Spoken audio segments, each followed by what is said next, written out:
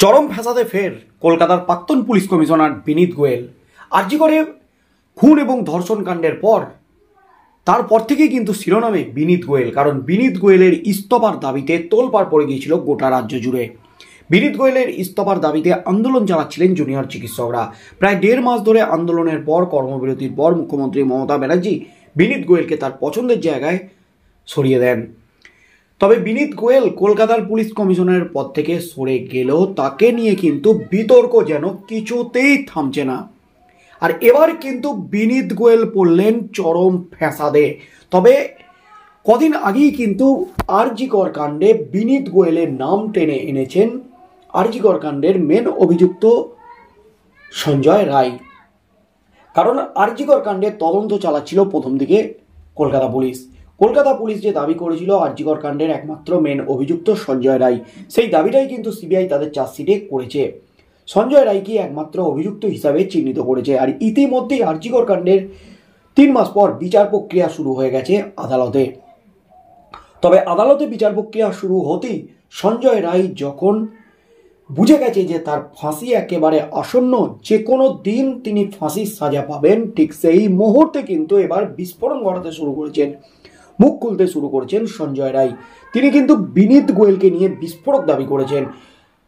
Department আমাকে মুখ বন্ধ রাখতে বলছে, ডিপার্টমেন্ট আমাকে ভয় দেখাচ্ছে, এমনকি আমাকে হুমকি দিচ্ছে, রাজ্য সরকার আমাকে ফাঁসাচ্ছে, এর সাথে জড়িত যে মাথারা, যে প্রভাবশালীরা, তাদের গিয়ে ধরুন, আমাকে কেন ধরছেন, এমনই কিন্তু বিস্ফোরক দাবি করেছিলেন সঞ্জয় রায়। সঞ্জয় রায় এই দাবি করার পরপরই কিন্তু নড়ে চড়ে বসেছে রাজ্য পুলিশ। সঞ্জয় রায়ের মুখ বন্ধ করতে কিন্তু একেবারে বড় পদক্ষেপ। দুদিন আগে যে চিত্রটা দেখা গেল আদালতের সামনে সঞ্জয় রায়ের মুখ বন্ধ করতে, রীতিমতো গাড়ির বাজানো থেকে শুরু করে গাড়ির হর্ন বাজানো, রীতিমতো তোলপাড় পরিস্থিতি একেবারে তৈরি হয় আদালতের সামনে। তার মধ্যেই কিন্তু সঞ্জয় রায় চিৎকার করে কিছু বলার চেষ্টা করেন, কিন্তু সেই কথা কেউ শুনতে পায়নি।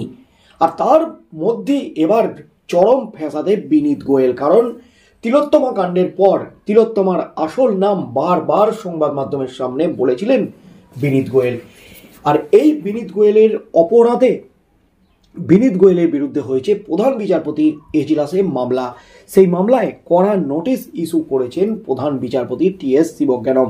এবং বিনীত গোয়েলের বিরুদ্ধে এফআইআর এর দাবি উঠে গেছে বিভিন্ন মহল থেকে। বিনীত গোয়েলের বিরুদ্ধে এফআইআর এর দাবিতেই কিন্তু, তাকে গ্রেপ্তারের দাবিতেই কিন্তু মামলা দায়ের হয়েছে।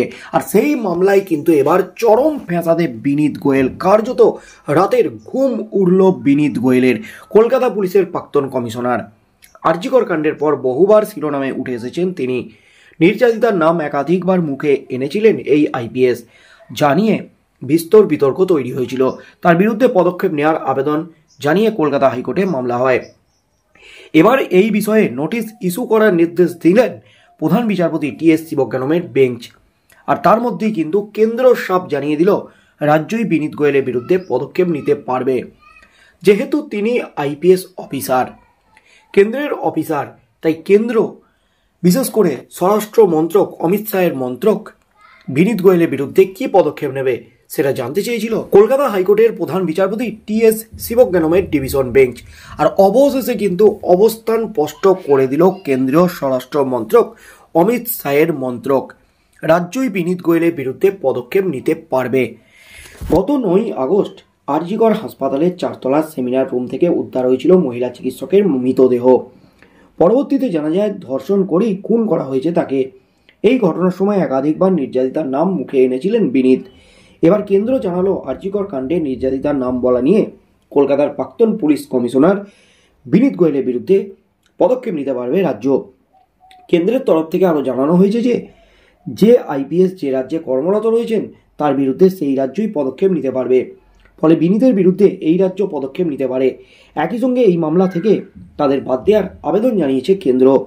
উল্লেখ্য, আরজিকরের নির্যাতিতার নাম মুখে আনার অভিযোগ তুলে বিনীতের বিরুদ্ধে হাইকোর্টে মামলা দায়ের হয়েছিল। মামলা করেছিলেন আইনজীবী অনামিকা পাণ্ডে।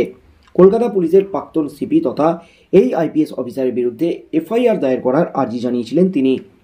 এই মামলার গত শুনানিতে হাইকোর্টের প্রধান বিচারপতি টি.এস. শিবজ্ঞানম এবং বিচারপতি হিরণময় ভট্টাচার্যের ডিভিশন বেঞ্চের তরফে বলা হয়েছিল আরজিকর কাণ্ডের মূল মামলা শীর্ষ আদালত তথা সুপ্রিম কোর্টে বিচারাধীন।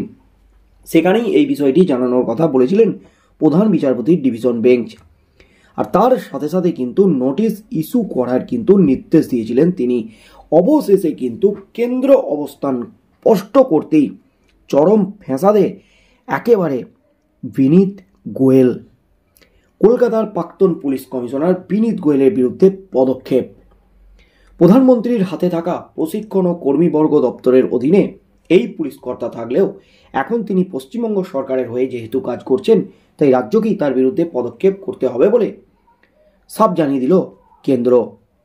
কেন্দ্রের অতিরিক্ত সলিসিটর জেনারেল আদালতে জানালেন, রাজ্যে কর্মরত আইপিএস, আইএএস এবং আইএফএস অফিসারদের বিরুদ্ধে কেন্দ্রের প্রশিক্ষণ ও কর্মীবর্গ দপ্তর কোনো পদক্ষেপ করতে পারে না। তাদের বিরুদ্ধে পদক্ষেপ করতে পারবে ওই রাজ্যের সরকারই। বিনীত গোয়েলের বিরুদ্ধে অভিযোগ, আরজিকর মেডিকেল কলেজে নির্যাতিতা চিকিৎসক পড়ুয়ার নাম তিনি প্রকাশ্যে বলেছিলেন, যেটা সুপ্রিম কোর্ট এবং হাইকোর্ট বারবার নিষেধ করে দিয়েছে। সুপ্রিম কোর্টের প্রাক্তন বিচারপতি প্রধান বিচারপতি ডিওয়াই চন্দ্রচূড় তার নির্দেশে কিন্তু সাফ জানিয়ে দিয়েছেন যে নির্যাতিতার নাম প্রকাশ্যে আনা যাবে না। তাই এই মামলায় হাইকোর্টের কেন্দ্রের কাছে রিপোর্ট তলব করে জানতে চায় তাদের বিরুদ্ধে কী পদক্ষেপ নেওয়া যাবে। হাইকোর্টের তরফে আরও বলা হয়, বিনীত আইপিএস অফিসার হিসাবে কেন্দ্রের প্রশিক্ষণ ও কর্মীবর্গ দপ্তরের অধীনে রয়েছে, তাই তার বিরুদ্ধে পদক্ষেপ করার জন্য কার অনুমতি লাগবে সেই প্রশ্ন তুলে দেয় হাইকোর্ট।